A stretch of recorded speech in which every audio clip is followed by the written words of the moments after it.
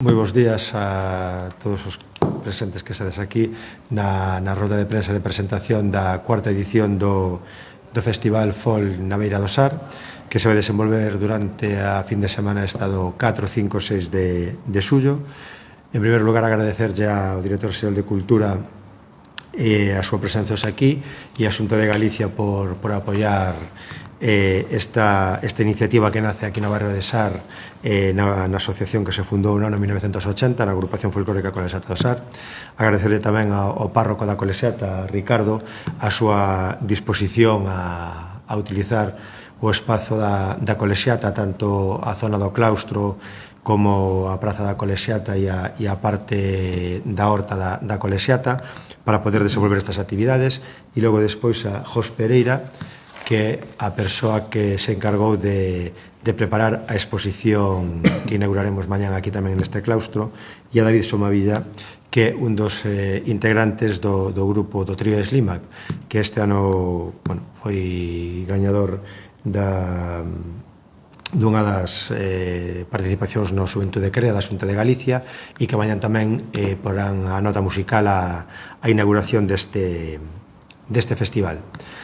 Bueno, esta é a cuarta edición, queremos que se xa a definitiva e a da súa consolidación a partir de aquí, que todo se estabilice e que o festival se empeza a manter co formato que ten neste momento, non? Como dixe, mañá ás 7:15 da tarde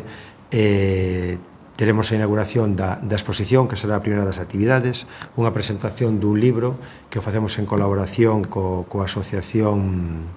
Compostela de Esclerose Múltiple,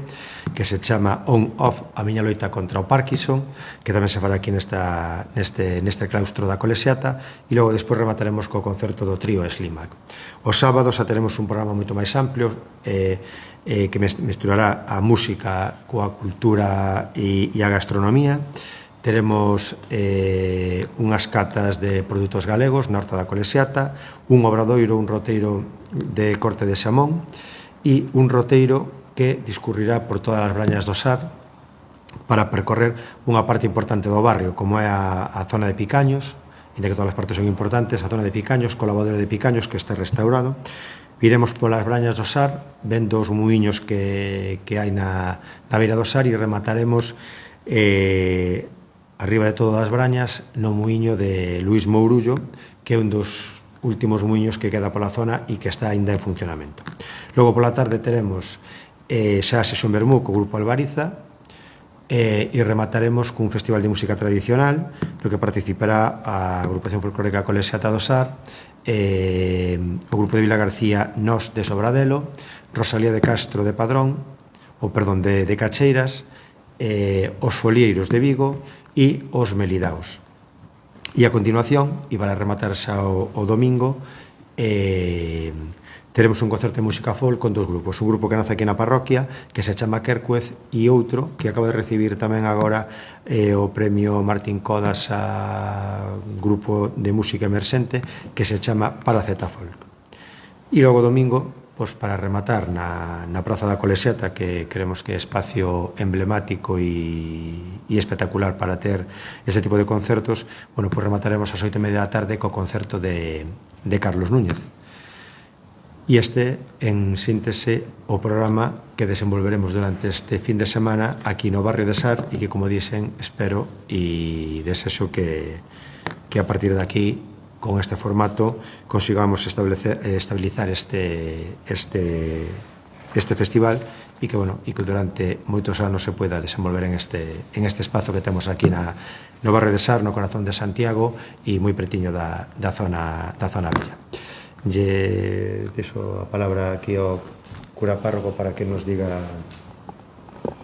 a súa impresión. Pois eu, que é o segundo ano que me toca colaborar coa asociación, coa agrupación para este festival, estou encantado de poder acollelos, poñer a disposición as instalacións da parroquia. A agrupación pois ten moita vinculación coa parroquia desde sempre, de feito a fundou o meu predecesor, don José Porto, bueno, pareceme que é moi importante o que pon en valor a cultura tradicional, como se verá na exposición, pero tamén a través das distintas actividades que acaba de poñer Rafa sobre a mesa, que se desenvolverán pois estes días. Bueno, para nós é un orgullo poder colaborar e poder facilitar tamén que se fagan este tipo de actividades. Simplemente xa lle deixo a palabra ao director xeral de Cultura. Moi ben, pois moitas gracias, moi bons días a todos. A ver, bueno, para nós é un placer poder colaborar con este ciclo, un ciclo que está empezando, porque únicamente leva 4 anos, pero que efectivamente estáse consolidando e ademais está medrando, porque agora son 3 días de programación, antes eran 2, por lo tanto, o asentamento do ciclo parece que vai para ello a súa, pois iso, redondear unha fin de semana completa desde o venres a domingo, non? Digo que para nós, bueno, pues un placer poder estar colaborando e poder facer posible, ou colaborar en facer posible unha programación que para nós é importante no sentido de que ten patrimonio, ten cultura, obviamente, a partir sobre todo do ámbito musical, que ten a vez unha programación moi variada con propostas emerxentes, como é o caso desta proposta musical nacida dun certame como é Xuventude Crea, que precisamente o que se trata, pois iso, é de ir dando posibilidades a propostas e a formacións emerxentes, xunto cunha persoa de referencia no ámbito do folk como é Carlos Núñez, non? E que, ademais, Carlos Núñez un ano máis estea aquí dentro desas noites máxicas, lugares máxicos, non? Que é a xira que el fai, que nuclea cada ano en diferentes partes de Galicia, a partir dese concepto de lugar máxico, pois a Colexiata do Sar é un deses lugares máxicos dunha persoa que é pois un referente no ámbito do folk, no ámbito do folclore e da tradición e da actualización da tradición como é Carlos Núñez, non? Nese sentido tamén quero obviamente recoñecer que a Colexiata a través do seu párroco, de Ricardo, colabore tamén. Obviamente a Colexiata é unha parte fundamental deste barrio e tamén obviamente de Compostela, de Santiago de Compostela, que estea implicado a Colexiata, pois fai posible en definitiva este ciclo, senón non sería posible facelo. Eu creo que tamén é de recoñecer esa altura de miras e por parte da Colexiata e do seu párroco para poder facilitar o máximo posible esta programación. E como digo, para nós isto é importante, como é o resto da programación que se realiza en Galicia, por suposto ao longo de todo o ano, pero especificamente nesta época de verán, onde nós temos contabilizado en colaboración ou en organización máis de 2.400 eventos ao longo destes 3 meses, desde o 20 e pico de xuño, que xa empezamos, ata o 20 e pico do mes de setembro. En 200 concellos de Galicia hai actividade cultural que, xa digo, que ten que ver co que nos facemos ou no que nos colaboramos, como é neste caso esta programación, e, por lo tanto, parecenos moi importante ser capaces de manter este nivel de actividade, de propostas para todo tipo de públicos, diferentes tipos de públicos, e, sobre todo, moi importante para nós e para unha parte importante do noso territorio, non? Por lo tanto, bueno, eu quero, obviamente, animar a todas as persoas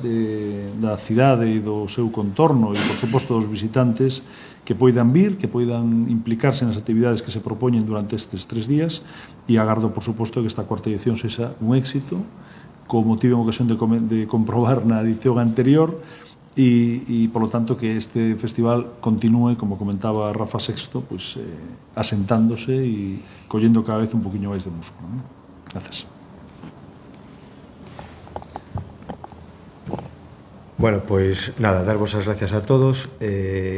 Jos, non sei se queres explicarnos un pouco así da exposición. Bueno, sí. Pois eu non coñecía as festas destas festas que facedes aquí, a agrupación que facedes en Sar, o ano pasado, que participamos ca Asociación Fotoforum Compostela. Entón, cando surdiu a posibilidade de que eu este ano poidese facer a exposición, evidentemente non dudei, teño que dar as gracias porque se contasen conmigo. A exposición vai un pouquiño, moi resumido, é unha selección dunha primeira toma de contacto con un proxecto recenado sobre o folclore galego. Pero claro, tendo en conta o folclore galego é unha temática inabarcable, o que fixen neste caso é centrarme nun contexto moi concreto que é o dos días sinalados, días de festa, nas que as agrupacións saídes ás rúas, ocupades todo o espacio, e realmente vos apoderades dese espacio, creando unha atmosfera moi seductora, non? Entonces, partindo uns elementos que son esa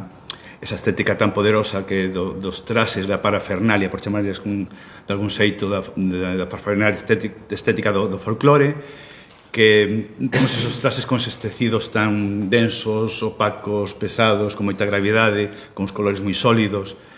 e que ao mesmo tempo inconscientemente asociamos a un patrimonio histórico, cultural, é dicir, non só unha estética de cores e de formas, sino tamén de todo o que arrastra, non? Resulta moi seductor e moi elegante, e moi poderoso. Esa estética tan pesada, cando empeza o movimento, cando empeza o baile, desaparece a opacidade, desaparece esa pesadez, volvese todo transparente, un pouco etéreo, e ocupa todo o espacio, co cual se mezcla todo o que está dentro do encuadre, e se funde todo, e cando se aparece esa atmósfera tan poderosa e tan seductora. Iso que quería recoller nesta exposición. O fago a través dunha técnica de movendo a cámara, traballando moito a abstracción, porque o que quero recoller son as sensacións que produce, o que eu penso que producen en mí, penso que na xente tamén, esa atmósfera seductora e que se apodera do espazo. Un resumen un pouquiño do tema. Moi bien. Bueno, pues nada, para rematar, grazas a todos por estar aquí. Esperemos que